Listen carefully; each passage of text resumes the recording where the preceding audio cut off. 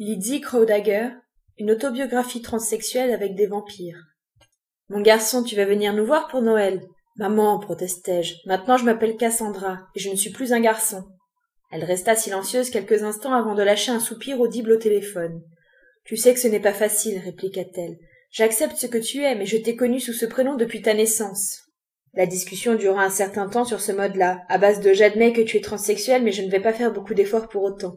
Dans l'absolu, je pouvais comprendre que cela ne soit pas évident d'avoir un enfant qui change de sexe, et qu'elle ait du mal à me voir comme sa fille et plus comme un garçon. Mais cela me faisait toujours aussi mal.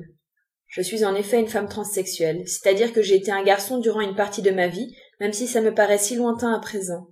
À l'époque des faits que je relate, j'étais encore en début de parcours et mon entourage avait des difficultés à accepter ma nouvelle identité.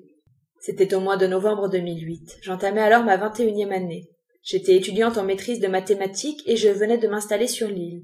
J'habitais auparavant à Cardiff, au Royaume-Uni, et même si je parlais parfaitement le français grâce à ma mère dont c'était la langue natale, j'étais encore en train de m'adapter aux coutumes des continentaux et en particulier à leur sale manie de persister à rouler à droite. Physiquement, je mesure 1m75 et j'ai les cheveux bruns, que j'avais à l'époque plutôt longs. Je suis relativement mince et ai la chance d'avoir les traits assez fins, même si je jugeais en ce temps ma mâchoire bien trop carrée, qui me venait pourtant de ma mère. La conversation avec celle-ci dura environ un quart d'heure, après quoi je décidai d'aller faire un tour en ville afin de me changer les idées. Je m'habillais de façon attirante, histoire de me faire plaisir et de mettre des vêtements que je n'osais pas porter lorsque j'allais à la faculté. Au départ, ma petite escapade se passa plutôt bien, et je fus heureuse de voir que les commerçants m'appelaient mademoiselle. Malheureusement, alors que je rentrais, je rencontrai un groupe de 3 jeunes hommes qui commencèrent à flirter avec moi de manière assez peu subtile. « Ça te dirait de venir chez moi » demanda le premier. « T'es bonne » renchérit le second. « Tu suces » lança le troisième. C'est le genre de compliment raffiné qui donne peu envie de sortir avec des hommes. Non pas que je sois spécialement attirée par les garçons à la base, mais quand bien même aurais-je été hétérosexuelle, je crois que j'aurais préféré une séance chez le dentiste à un rendez-vous amoureux avec des gens pareils. Et pourtant, je n'aime vraiment pas aller chez le dentiste. Ils réalisèrent ensuite que je n'avais pas encore un corps complètement féminin, et se mirent alors à s'interroger puis à m'insulter. « Eh, mais c'est un mec, en fait! Tu penses que c'est un travelot? Oh, pédé !» J'essayai de les ignorer, estimant que répondre ne les pousserait qu'à devenir plus violents, mais l'un d'eux se mit en travers de mon chemin et tendit la main vers mon entrejambe, sans doute pour vérifier le contenu de ma culotte.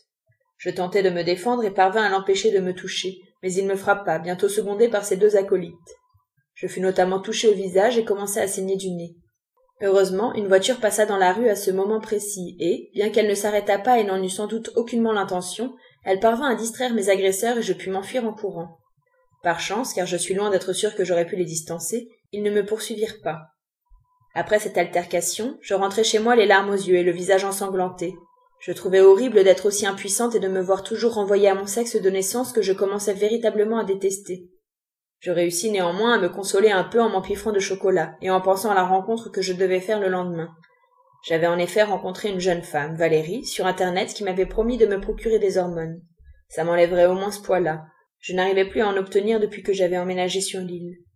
D'après ce que j'avais compris, elle donnait des œstrogènes aux filles comme moi, sans doute en échange d'un peu d'argent. Ce n'était probablement pas très légal, mais cela me permettrait de ne pas dépendre du bon vouloir d'un médecin.